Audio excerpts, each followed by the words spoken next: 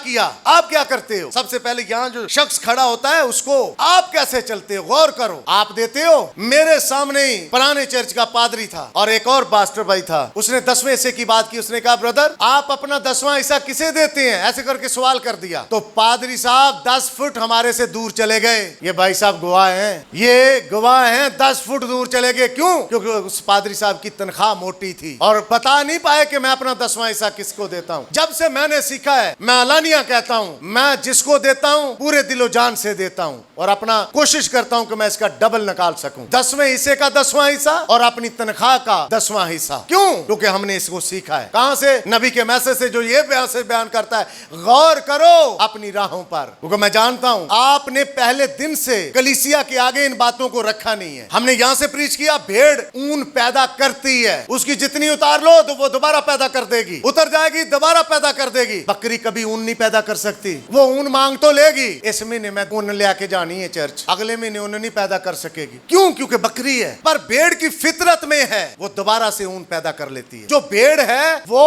रख ही नहीं सकती अपनी ऊन, पर जो बकरी है आज तक अगर मैंने बकरियों को कलाम सुनाया है तो ये कभी अपनी ऊन मुझे नहीं देंगी। पर अगर मैं आप भेड़े हैं और मैंने भेड़ों को कलाम सुनाया है तो आप अपनी ऊन रख ही नहीं सकते, आप इसके मालिक ही नहीं है। तो उन कलीसियाओं पर यह जाहिर करना बड़ा जरूरी है और उस पास्टर पर भी जाहिर हो जाना चाहिए कि ये बकरियां हैं, ये भेड़े नहीं है। भेड़े जब ऊन से बोझल होती हैं वो अपने चरवाहे के पास आती हैं, चरवाहा उनकी सारी ऊन उतार लेता है। और कई पादरी हैं जो ये आज कंप्लेन कर रहे हैं, इतने पुराने पुराने चर्च हैं, तो फिर सिखाया क्यों नहीं लोगों को? लोगों के अंदर ये कलाम क्यों नहीं डाला? डाइट नहीं दी आपने। उनके मसामों के अंदर ही ऊन रुकी हुई है। जब जी भरकर खिलाओगे ऊन देखो कैसे लच्छेदार आती है, इतनी इतनी मोटी लच्छेदार ऊन आएगी और फिर पादरी भी खुश और भेड़ भी खुश है। मैं नबी ने इसी मैसेज में कहा गौर करो कैसे चलते हो।